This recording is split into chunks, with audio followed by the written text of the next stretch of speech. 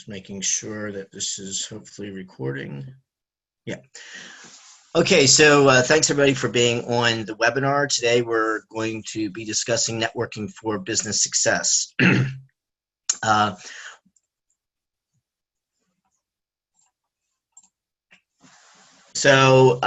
Basically, who am I? I usually have my picture up there. If you want to check out more of my background, I please welcome you to go to LinkedIn.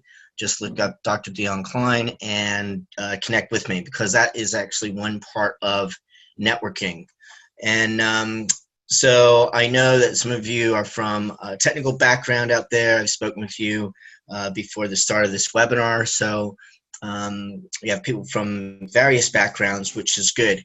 And this is one of the things that we'll talk about, of identifying who you are when you go to a networking function. What we're going to do today, I'm going to share basically a few principles that I have relied on over my networking experience. I've been networking since I was probably about 4 years of age, because I'm still in touch with those people that I met at that those younger years. And I still maintain those friendships and networks back from the days of Reading, Pennsylvania. And one of the principles that I was taught, and it's John DeMartini's statement, is knowledgeable people know facts. Successful and prosperous people know people. So we can go to university for many years and we can take all these classes and be very intelligent. But at the end of the day, we need to leverage our networks. I had a conversation with a friend and colleague yesterday, and she reminded me that I need, even myself, of doing this for many years, I needed to leverage off of my networks. And it's all about going out and asking people for help. So first off, what is networking? So basically, it's cultivating these mutual give and take win-win relationships. And that win-win becomes really important. When you go to a networking function, you probably see people that are just going and getting the business cards, really only to put your name on their database. And there's no real relationship building. And that's what's important with networking. Is true networking is about the win-win. You can create an endless referral system for your career, your business, and life success. So how I've approached networking from early on, and even when I teach students in higher ed, I never really look at them as students. I mean, that role that I'm playing with them is I'm their teacher and they're my student today. But as soon as they graduate, now they become a colleague. They could become a friend. So it's all about looking at these people of really as people. And I always go with the approach of how can I help this person to get to where they want to go. It's not just about who you know, but who knows you. So for example, I know a fair number of people who like to name drop. And I remember back when I was at University of Canberra, there was a fellow student, and she would just love to name drop. And when I would actually come across somebody who she had name dropped, that person would go, I have no idea who you're talking about. And when that happens, it really starts to decrease my own perception of that person's integrity of what their purpose is. And with this same person, I remember I was at a function, I was at a conference, I was talking to another friend of mine, and she had come over to kind of interrupt. And the only reason that she came over was she was trying to find out who I was talking to so she could leverage off of that person. And the reality was, when she found out that that person was actually looking for a job, because that was our conversation, I was figuring out how I could help her, in her networks to maybe get her a job. This other person just left very quickly, because she realized that this person who was unemployed was of no use to her, which was actually a very wrong attitude, because she didn't know that this other person had also very good networks in her field. So we just need to be aware of who knows you, and then the next caveat to that is, what do they think about you? What do they see as you're known for? What's your reputation? So the first point I want to bring across is knowing thyself. Right. So Socrates said, "Know thyself." So this might be a bit esoteric, or some people might say woo-woo, but this is very, very important, because if you don't know who you are, what you're good at, what your strengths are, um, and even what your personality is, when you go into a networking function, you may not know how to respond. So if you know that you're primarily an introvert, going to a networking function may be a bit challenging, because you're going to have to be around people and engage. If you know you're an extrovert, on the other side, you might be so out there and want to talk about yourself so much that you may forget to stop and actually listen to the other person of what their problems are and how you can help them.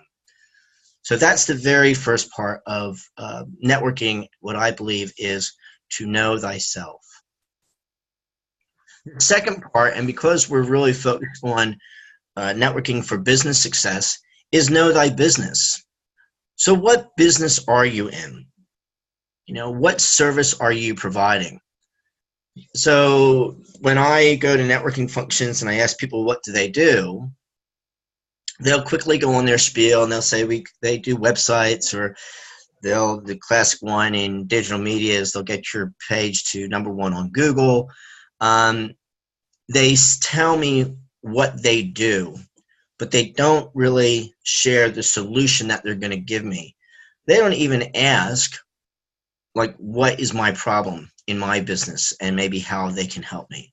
So know thy business, know the benefits that you can give to your potential target, and even to know the features if they ever get to that point of asking specifics of your business, especially if you sell products.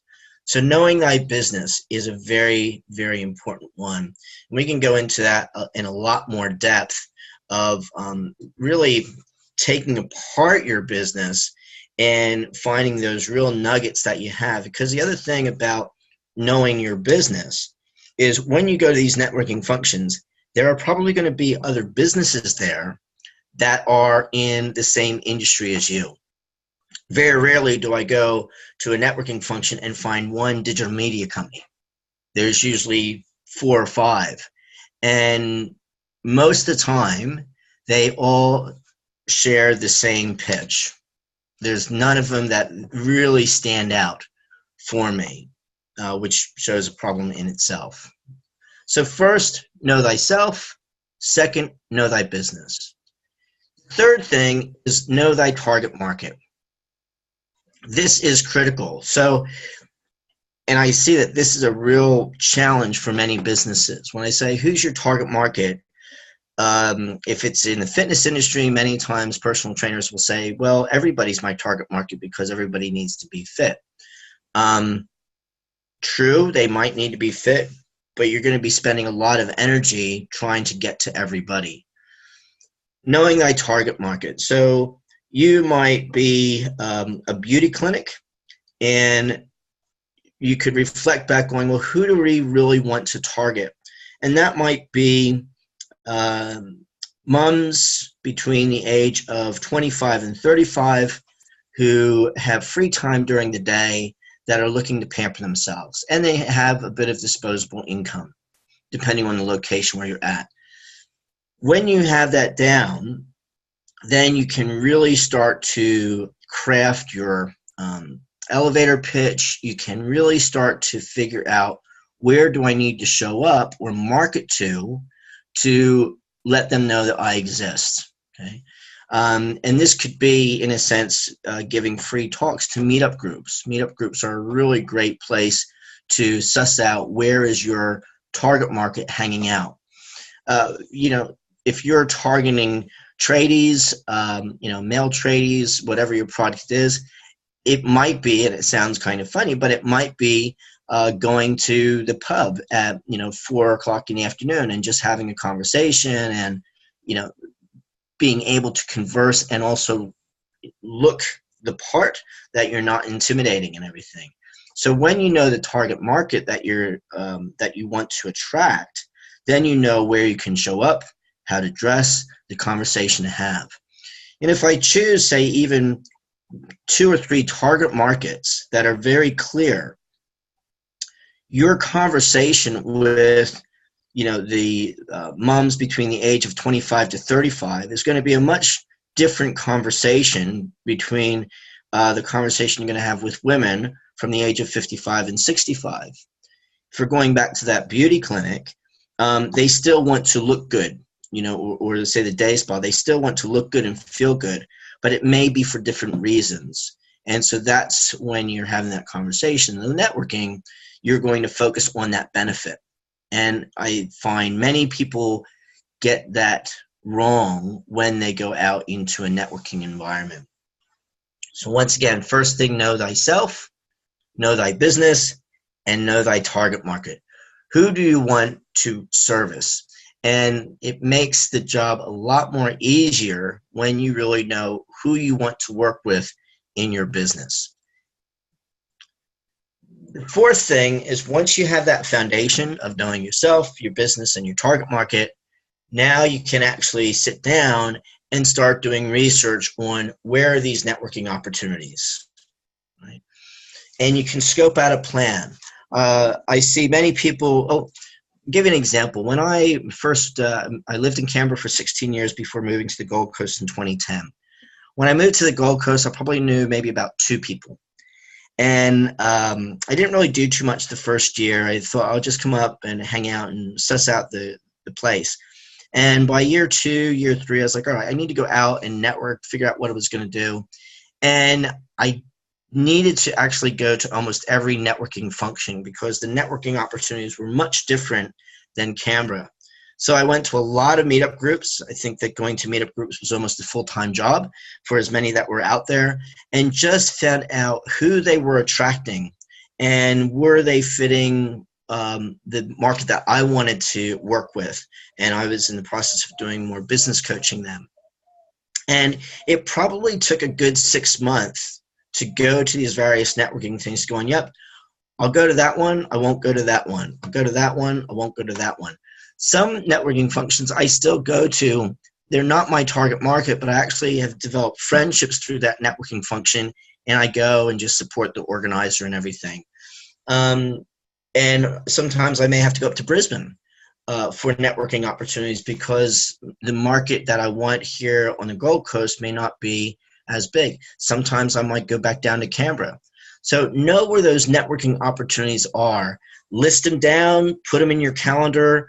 And networking opportunities may not just be going to an official networking function. It might be going to, a short course, a face-to-face class, a seminar, a workshop. When I run workshops and different seminars, a lot of networking happens within that group because they're all like-minded. They may come from different businesses. They're already starting to establish a sense of trust and communication with people that are there. And the internet just gives us, a plethora of networking opportunities, even Facebook groups as well, that you can start having conversations, and also LinkedIn. So know where those networking opportunities are. Now you know where those networking opportunities are. Now it's time, and this is the 5th one, go to the networking opportunities and know when to show up and shut up. So one of the things is, the most important thing is, when you know your networking opportunities, you need to show up to them. So it's not something to put in your diary and then forget to go or just be too scared to go. So it's important that you show up. And when you show up, shut up and listen. Many people, like I said earlier, don't do that. So a little technique I do is, when I go to the networking functions, and if they start talking to me first, they say, what do you do? I look at them and I say, well, what do you, I get to be a bit cheeky, and I say, well, what would you like me to do? And it also depends on who's asking me the question and everything. And they kind of look at me because they're not quite sure if I'm being flippant or if I'm being serious. And then I go in, I say, no, seriously, what do you do? Because I do a number of different things. I want to see is what I do and what I have to offer can actually be of service to you.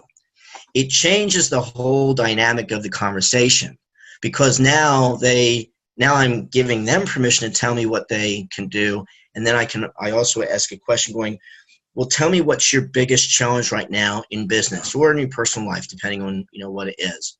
Then they'll share with me what their challenge is. And then if I personally can't help them, I can just be totally upfront and honest and say, you know what, I personally can't help you, but I know the exact person you need to talk to.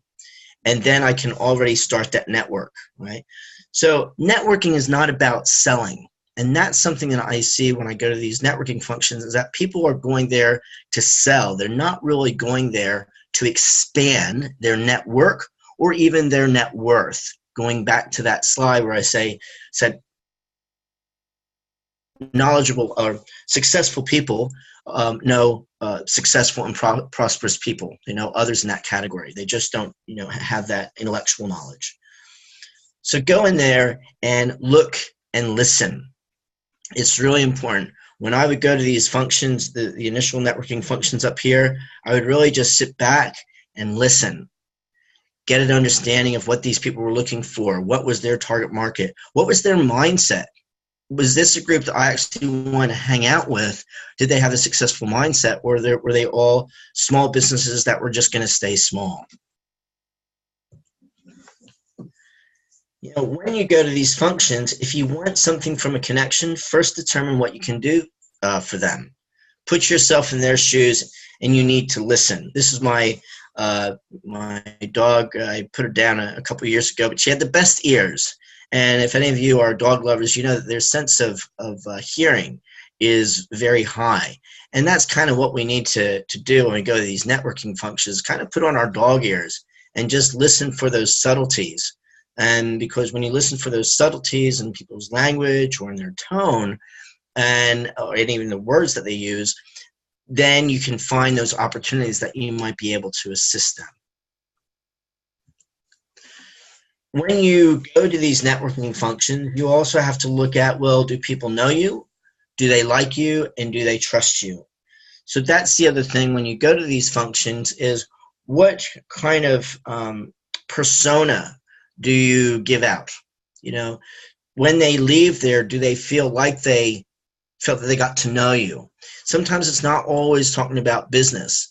When I go to functions, I'll find out what they do in their business, but I'll also say, hey, so up here on the Gold Coast, what do you do here for fun? What do you like to, what things do you do? Do you go to movies? Art? What's your favorite thing about the Gold Coast? So I try to do it a little bit more personal. The other thing too is that when then I follow up with them, it's not so much about business. It's, hey, I saw this article on, art, collecting art. And maybe then I'll forward that and say, hey, I saw this article on collecting art. I thought might be of interest to you. Really enjoyed the conversation. So now they go, oh, that's nice of them. They listened to something that I cared about more so than selling me something, right? And that trust is so important. Think to yourself, do you do business with people that you don't trust? It's very simple. Most people don't, right? Then the last thing is, after we do all those other steps, is know when to follow up, okay? I usually say try to follow up within a week, even if it's a short one, saying, hey, it was great meeting you. 24 hours, some people say 24 to 48 hours, that's fine depending on it, schedules. I sometimes say, people, look, I'll follow up with you in the next week. I'm quite busy over the next few days, et cetera, et cetera. And people are usually okay with that. And it might even just be following up, connecting on LinkedIn. And when you connect with people on LinkedIn, you just say, hey, it was great meeting the other night. We'll stay in touch. So that follow up. And when I also say follow up, it's not so much following up about the sale. Following up to just touch base. Following up, like I said earlier, does not mean putting that person's email in your database and now they're on your list, right?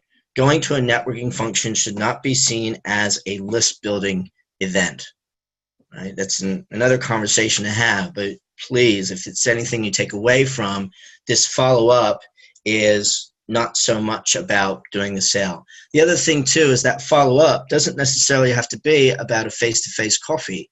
It can be using technology such as we're doing on this webinar about, a Skype call or a webinar or whatever. So it doesn't, one of my mentors, Robin Henderson, she said a Skype coffee or a virtual coffee together. So each of us had our coffee and we're sitting and we're having a conversation just like we are today. So like I said, the steps that I've always taken is firstly knowing myself, knowing what business, and if you have multiple businesses, what business am I going to this networking event to look at, to promote? Who's my target market? Where are those networking opportunities? When I know those networking opportunities, I need to show up and also shut up and listen. And then lastly, follow up. In summary, it's not just about what you know, it's about who you know and who knows you and what you can do to help them or their network, because they probably have a large network just as you do, providing that first person knows you, likes you, and trusts you. Because once that first person knows you, likes you, and trusts you, more than likely they will feel comfortable introducing you to their network as well. I always remember these two magic words in networking. The first one is please. So even asking, would you please refer me to somebody that could help me with this? Or would you please tell me who you're looking for so I can refer somebody to you to help you with your problem? And the last word, even though it's two, is thank you. So I thank you for your attention today on this webinar, and I welcome any questions.